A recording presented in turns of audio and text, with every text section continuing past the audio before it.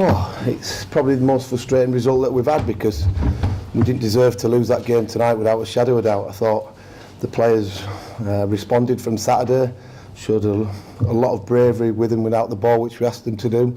They responded in a confident manner from the result on Saturday. And it was a big kick in the teeth when you lose a game like that, because we certainly didn't deserve that.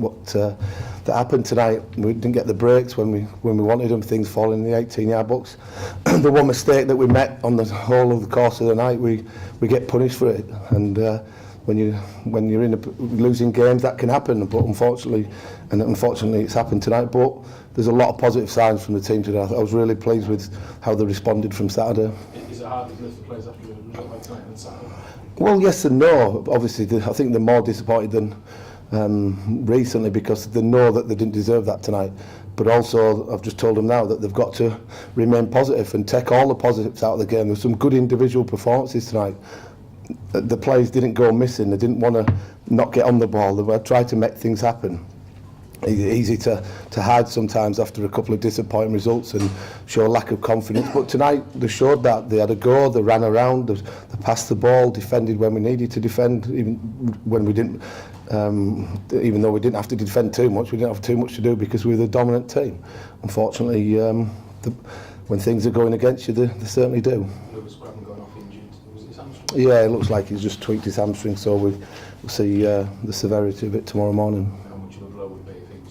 Yeah, of course, because he's a good player, and we're a little bit short in them numbers, but I thought the rest of the team who were out there at that particular time were doing ever so well as well. Does it encourage you to go out into the free market again?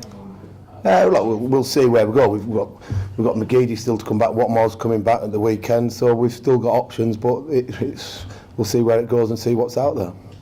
Do you look out at the overall performance and things to see that there's enough there to turn this around? Well, I think the one big factor is that when the supporters are staying with the team right to the 90-odd minute, that they stayed with the team, where Saturday they were critical of the team and didn't see the effort and commitment that they deserve and want.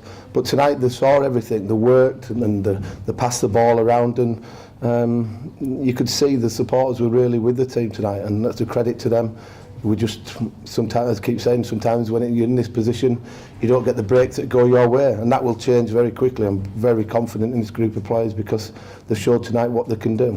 How worrying was that one mistake? It looked very avoidable. Well, it was. Tyce should have played probably forward, played it to somebody in no man's land, and we get punished. And all you want then is, if when you make a mistake, that you don't get punished for it. Somebody makes a tackle or your goalkeeper makes the save to get somebody out of trouble, because him and Mark Wilson, I thought, were very comfortable tonight against Forest, who like to pass the ball around, they like to ask questions of you, but they didn't really hurt us too much, and we looked the dominant team. And when members of their staff are saying that's a completely travesty of a result, then it shows you something about what we've done tonight. Is it always a relief you're playing away from home at the weekend? No, not really, because again, you saw the team play with confidence tonight, and they passed the ball. There's some good stuff tonight, and you've got McManaman 60-odd minutes under his belt. Will feel better for that. Williams looked a talented player.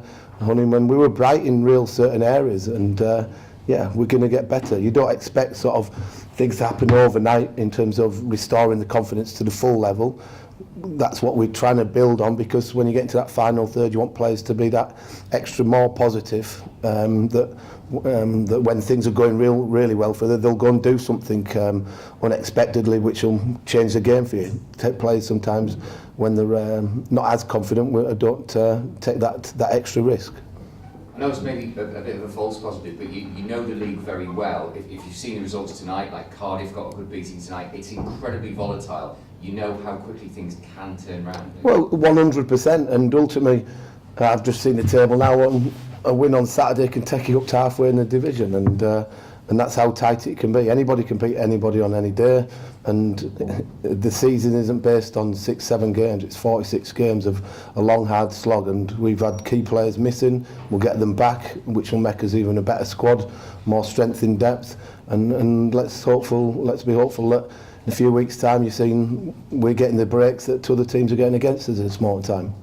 Will Connie McGeady be fit? John O'Shea be fit for Saturday? We'll see where they are. We've got 3-4 days now to see both set off training yesterday and to test it, and just as a precaution both pulled out, but they're not a million miles away, so let's be hopeful. Okay, thank you. All right, Thank you. cheers lads. Ta.